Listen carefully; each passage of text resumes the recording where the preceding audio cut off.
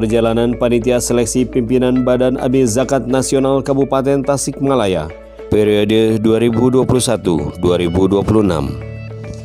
Berawal dari surat keputusan Bupati Tasikmalaya tanggal 30 Agustus 2021 tentang pembentukan Panitia Seleksi Pimpinan Badan Amil Zakat Nasional dan menetapkan 5 orang panitia, diantaranya Dr. Andes Haji Usep Saifuddin Muhtar MPD dari unsur Kementerian Agama, Dr. Andes Haji Iin Aminuddin MSI dari unsur pemerintah daerah, Haji Ade Yuyu Sopyudin MSI dari akademisi, Dr. Kiai Haji Aden ZA MPD dari unsur tokoh ulama, dan Kiai Haji Dede Saiful Anwar dari unsur tokoh masyarakat.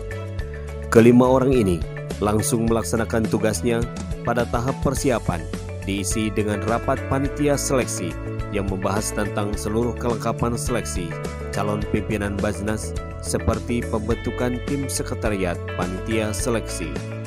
Di antaranya menunjuk Haji Dedi Anwar Muhtadin MPDI, Hajah Zulistiana Wijayanti, Ade Badruzzaman SHI, Haji Usep Gunawan SAG, Asep Yanto Risdianto, Hajah Iin Ufairoh MPD, Fazri Adinugraha SIP, dan Suci Arumaisa Murni SOS.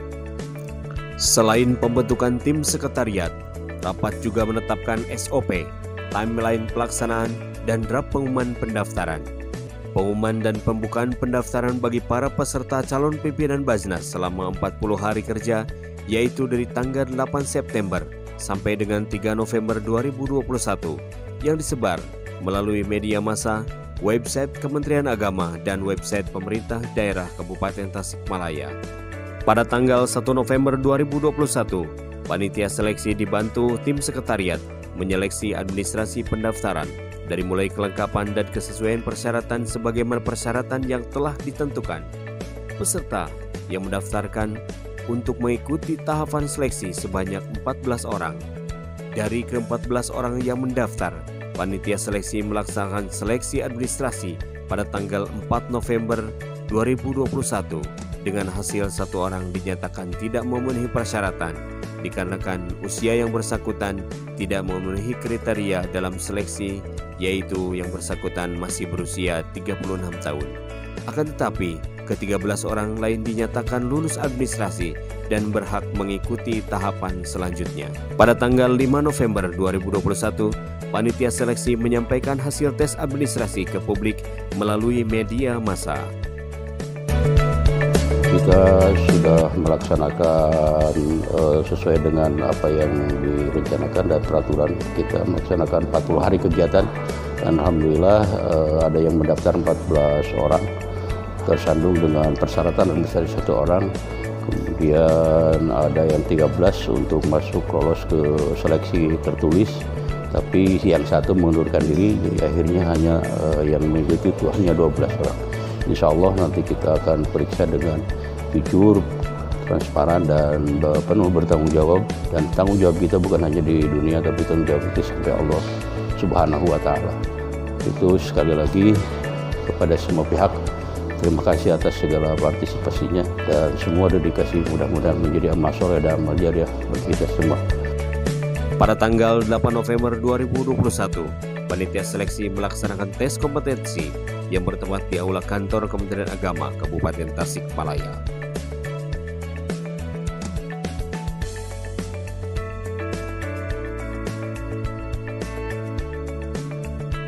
Tes tertulis ini diikuti hanya 12 orang, dikarenakan 1 orang peserta tidak hadir dan ketika dikonfirmasi via sambungan telepon oleh panitia, yang bersangkutan menyatakan mundur. Keesokan harinya, yaitu pada tanggal 9 November 2021, panitia seleksi melaksanakan tes wawancara. 1 orang peserta diwawancari oleh 5 orang panitia seleksi dan diberi waktu maksimal 30 menit dengan komposisi pemaparan dari peserta maksimal 10 menit dan pendalaman materi maksimal 20 menit.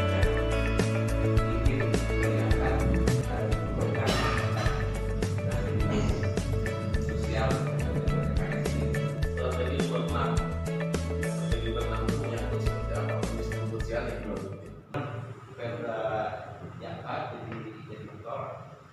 Nah, bagaimana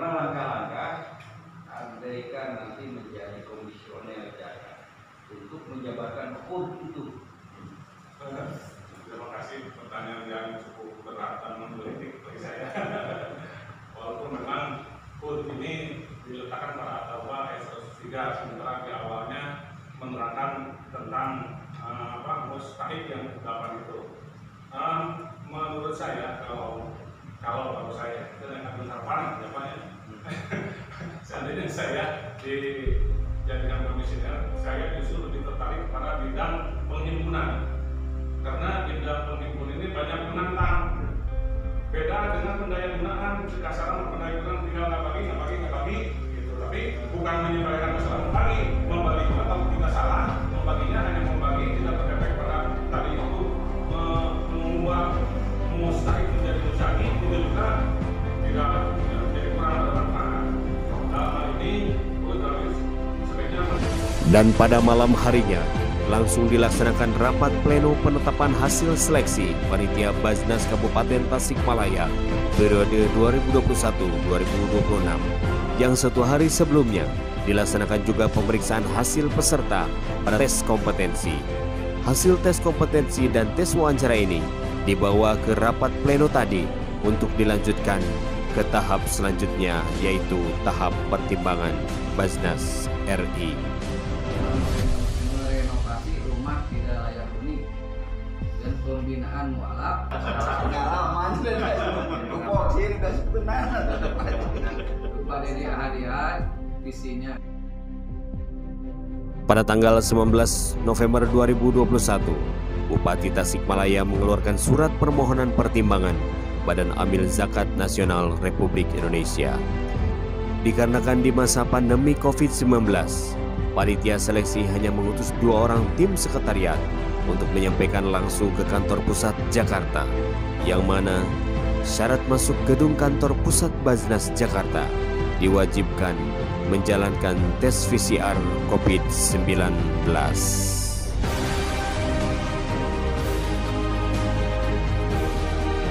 Berkas permohonan pertimbangan tersebut disampaikan kepada Basnas RI pada tanggal 24 November 2021 dan diverifikasi oleh staf bagian pertimbangan serta diterima oleh salah seorang wakil ketua Basnas RI di kantor pusat Jakarta.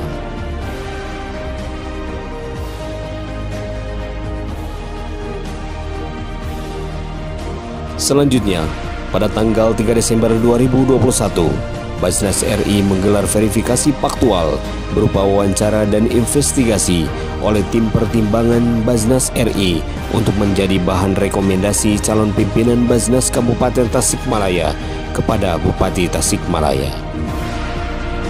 Pada tanggal 14 Januari 2022, Humas Kementerian Agama Kabupaten Tasikmalaya selaku anggota tim sekretariat menerima email dari Basnas RI tentang surat jawaban pertimbangan. Kepemimpinan Basnas diperpanjang 3 bulan dan berakhir pada tanggal 31 Maret 2022. Panitia seleksi mendorong untuk melaksanakan rapat pleno pemilihan ketua dan wakil ketua Basnas yang dipimpin oleh asisten pemerintahan dan Kesra serta Kepala Kantor Kementerian Agama Kabupaten Tasikmalaya pada tanggal 23 Maret 2022.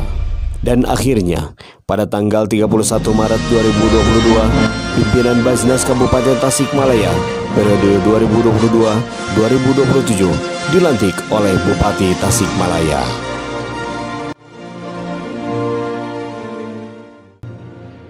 Saya perlu mengingatkan bahwa sumpah yang akan saudara ucapkan mengandung tanggung jawab terhadap bangsa dan negara Kesatuan Republik Indonesia, tanggung jawab memelihara dan menyelamatkan Pancasila dan Undang-Undang Dasar 1945 serta terhadap kesejahteraan rakyat.